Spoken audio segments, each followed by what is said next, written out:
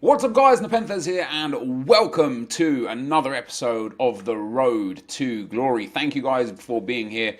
I appreciate it a lot. I uploaded two videos yesterday. The first video was us packing the 92 Kevin De Bruyne, and the second video was us playing our first ever FUT Champs game. Of course we won it, and today I've got 11 more FUT Champs games for you. I don't necessarily want to ruin the ruin the I'm just trying to find my team here so that we can have a talk about it. Here we go. I don't want to ruin the record.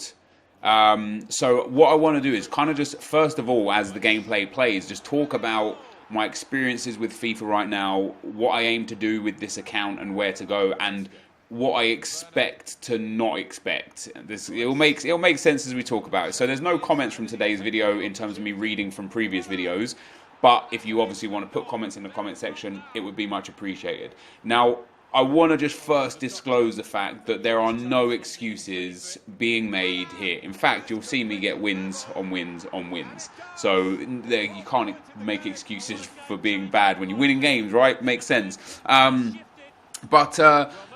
First and foremost, the one thing that I want to kind of explain is, obviously this Road to Glory was designed to be harder. I didn't anticipate getting a team as good as I've got as early as I've got it, and I didn't expect to do very good in the first sort of 2, 3, 4 weeks of weekend league, simply off the back of the fact that I wouldn't have a great squad.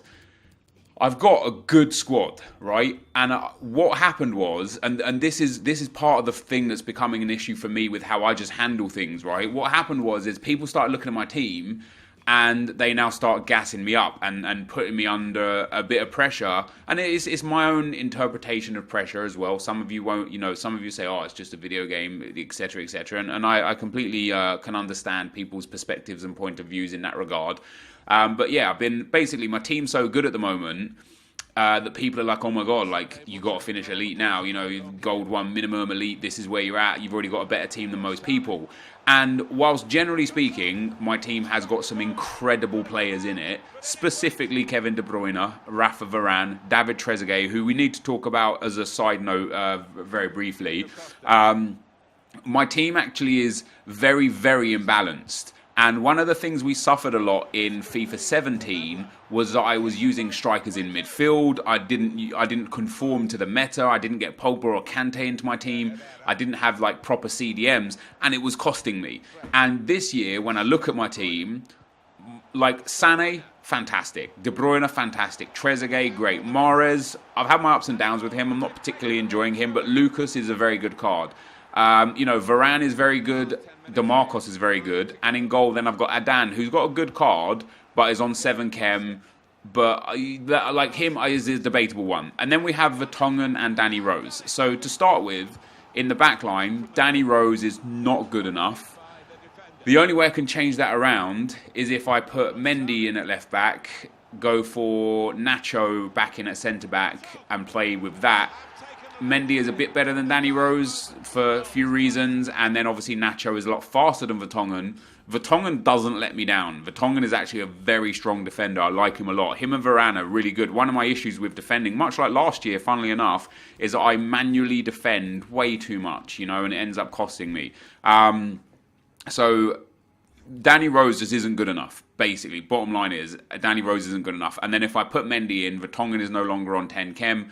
So therefore, then Vertonghen is actually suffering. Outside of that, my two centre mids, whether I use them at CDM, CM, or whatever, Herrera and Fred, they both have high work rates, which is a massive issue, and they are both extremely weak.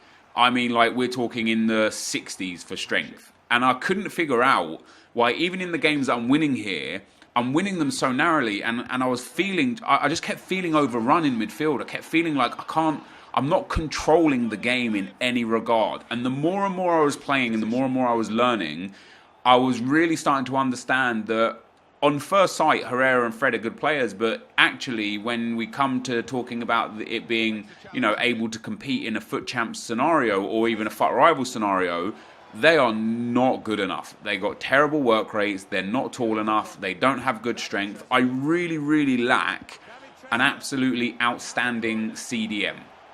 And so that's something we need to work on. On top of that, in terms of the attack for the team and the whole balance of the team, if I play a 4-4-2, because I've been experimenting with a lot of formations, and we will also get to that in a bit. If I play a 4-4-2, I've got Sané and Mahrez on the wings, and that leaves me with De Bruyne and Trezeguet up front. And I just don't have enough pace. And Trezeguet, on that regard, although he can finish everything, he needs to be paired alongside a really fast striker so that I've got the target man and the speedster. I just need that, and we don't have that. The only way we can have that is if we put Sané up front alongside Trezeguet, which means then putting De Bruyne into the centre of the park, which means then bringing in Lucas, and that means having somebody else off chem. So that means having another player on 7 chem. So we then again suffer. And we then again don't have a defensive-minded midfielder. We essentially have De Bruyne high-medium, or medium, I can't remember specifically. We have Fred high, and that's our 2 centre mids. Now, De Bruyne, again, isn't the tallest. He's not short by any stretch of the imagination, and he is a quality midfielder, but we are again lacking in a CDM, like a CDM role. And if we then go into any other formation, 4-2-3-1, which is really effective, some of the 4-3-3 variations that are really effective, ultimately, as a single striker formation, David Trezeguet is actually not good enough. He's not fast enough. He's got too low agility and balance. And for a guy who's 6'2" with really good heading, his jumping's quite low, so he doesn't even win many headers from crosses. And I'm really feeling with him that he's costing me games, not because he's not finishing, because he's finishing chances, but actually because he's just not getting enough chances because he's not fast enough. Now, in a game that we're saying is not about pace, actually, if you understand how the game mechanics work, you can get your players into good areas for pace and get some really good finishes off. So most of my wins here that you see, as I say, I was edging these wins. Most of them came when I brought on my super subs, whether it was lone Mbappe or lone Messi, and was able to actually rebuild the team as a fully balanced team. So although I've got individually some spectacular players, as a full squad, my team is really, really imbalanced, and it's really attack heavy, and it's costing me a lot of goals. So I have to obviously change that through pack luck over the coming days and weeks. And if EA release an SBC that is going to give us a good CDM, I will snap them up, even if they're a little too expensive, just because I need them. So that's where we're at with my team and it not being as good as it might look on the eye, right? Secondly, because I perform so badly under pressure, when I come under pressure, it just hurts. You know what I mean? I perform so much worse. So when people started saying to me, oh, look at your team now, you're going to do good, you're going to do good. I went into that first game that you saw live yesterday with butterflies in my stomach, man. I was so nervous. The adrenaline was kicking in. And like when I won the game, it was such a relief. And when I go into FUT Rivals, I don't care. I'm just playing and playing and playing. Like I said, like last night I went on to FUT Rivals. I didn't record any of it because I was just trying. I took so many losses until I found out what worked for me. But going into that, the formation that works best for me is the 4-4-2. In FUT Rivals, I tried 4-2-3-1, 4-3-3, 4-1-2-1-2, both narrow and wide. I tried the 4-4-1-1 because a few people had great success against me with that. And I just couldn't find any real good balance until I switched back to the 4-4-2. And then I went on like a 4 or 5 win streak in FUT Rivals and ended up picking up a lot of points. I'm probably going to get rank 1 this week. And just generally speaking, had a much better time at 4-4-2, especially after I made some big changes to the team, which you guys will see in the next episode. So yeah, when I feel pressure, I shouldn't be pressuring myself to win. It's not that deep, especially now that there's no monthly objectives, and especially now that we get, even if we finish gold, we get 2-player pick packs, and that's going to be super helpful for us. I shouldn't put the pressure on myself, but I end up doing it. So I end up losing this game 4-0, guys. This is my first loss. I went from 5-0 to 5-1, and you'll see here, my Adan made 3 saves, and his goalkeeper made something like, 13 saves or 14 saves? I can't remember off the top of my head. And it was the first game where I really, really felt, wow, my midfield is just not good enough. 11 saves for his Handanovic there, and against Icardi and Mertens and stuff, I couldn't compete. Against even that Marouane Fellaini that he had brought on, couldn't compete. And you see here from the match stats, I dominated the game, dominated possession, dominated chances, dominated pass accuracy. very even on tackles. I have more corners than him, and I come out as a 4-0 loser. And that is because every time his AI blocked the ball for him and he started countering me, my Fred and Herrera, because of high work rates, they push up the field too much. I'm way too exposed in behind, and people can counter me for days.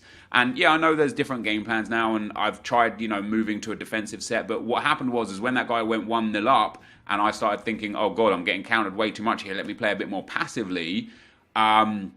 He just started passing the ball around the back line and not even trying to attack me. So, you know what I mean? I was already 1-0 down. That was already too late. I had to try and get back into the game. Into this second game, we also have one of the other biggest issues that I personally have in this game as a player. And again, this isn't me making excuses. This is me noting and noticing my downfalls as a player and wanting to improve on them. So you see how I switched into Vertonghen there? I literally ran Vertonghen away from Mertens. This game is so heavily dependent on AI defending that when you manually control a defender, you are putting yourself at a distinct advantage, as shown again here. This guy gets here with Callejon. I intercept it once with Danny Rose. It goes back to Callejon. I intercept it with Varane, and he just turns around with the ball, and the guy scores. So both goals were conceded simply due to the fact that I was manually controlling my back line. If I just didn't touch Vertonghen for that first through ball, the AI would have continued to run into the path of Mertens, and I would have picked up the ball. If I just didn't touch Danny Rose, he would have ended up, jockeying against Callejon, and I would have been able to snap and steal the ball. Once again, dominated the game. Better passing, way better possession, 11 shots, 8 on target, and I come out as a loser.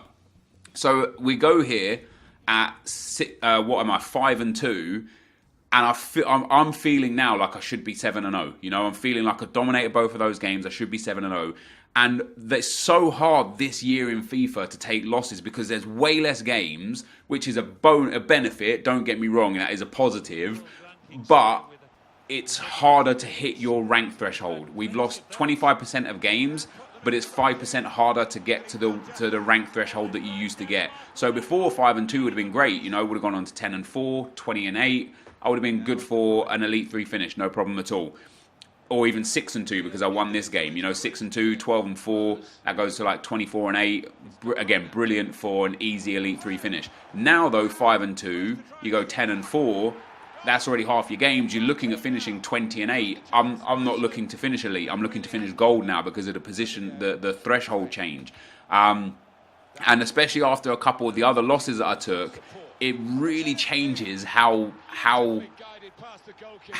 where you're going to finish so dramatically. The losses are basically so unforgiving. For example, you could be 9-5 and now you're pretty much on target for Gold 2. Alternatively, had you won 2 of those games, let's say those 2 that I absolutely battered those guys with, had I won those, 9-5, had you won 2 of the games that you dominated, you're now 11-3, that is on course for Elite 3. That is on course for 23 wins. So it's just such a drastic change now for every loss, which should kind of reduce the pressure a little bit as I dominated another game and barely won. And I hope what you guys can see is the fact that I am dominating these games and struggling to win or losing, and that is because of the imbalance of my team. Like, look at this guy's team. Fernandinho and Seri, 2 great CDMs. His Luke Shaw is a little bit to be desired, but he's got a good goalkeeper on full chem, good centre-backs, good full-backs. And this guy leads me into my final concern about FUT Champs, and it is because he is a stream sniper. That's not a concern for me. I started streaming my FUT Champs games, and I thought it doesn't matter if I stream them because of this form that EA have explained. My form going into this game was +4. Because I was 6 wins and 2 losses. Some people seem to think it's only based on your past 5 games. It's not. Dunans and Dragons that works for EA clarified that it is a continuous count of all your games. So basically, to find out your own form, you take your wins, you deduct your losses, and that is your form. And you can even have negative form. So if you are 5 wins, 8 losses, your form is -3. If you're 8 wins and 5 losses, your form is +3. So I lost that game 2-0 in a close game. Again, my team generally just letting me down, and me as well. I didn't take my chances. I missed a penalty in that game as well. But quite an even game that I lost 2-0 to a good player. And the problem here isn't that I lost or isn't that he stream sniped me. The problem is that after the game, he messaged me on Twitter and said, GG, good game. And I'll show proof of that right here. And he was... he was 10 wins and 2 losses at the time we matched, and I was 6 wins and 2 losses. So my form is +4 and his form is +8. Now, the reason why that's an issue is because we immediately matched. Like, you know, no searching for opponent, oh, now we found one. Because if it was searching for opponent, now we found one, it would have been like, okay, so probably the game couldn't find somebody on my own form, you know, +4 in my proximity with a good connection to me. And I would have been able to understand that a little bit. But the fact that we immediately matched together with such a mismatch in skill, in form, makes me think, what, like, does this form even work? And what's the point of having it and telling your customers that this is how it works if that's not how it works? It's very frustrating to think that, okay, I'm +4 now. You know, I've gone from 5-0 to 6-2. I'm +4. I should be coming up against people that are 7-3 or 10-6 or, you know, 15-11 or 4-0 or 5-1 or 6-2. Because I'm in the EU, I'm in the UK, I'm on the south coast, so France and Germany and Spain, they're all really close to me. The Netherlands are really close to me. Obviously, the United Kingdom, Ireland, right here with me.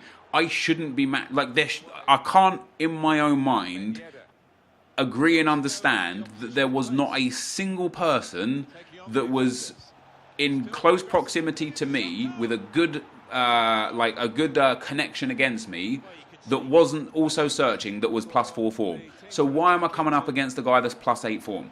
In this next game, I end up losing this one quite badly as well. This guy deserved to beat me.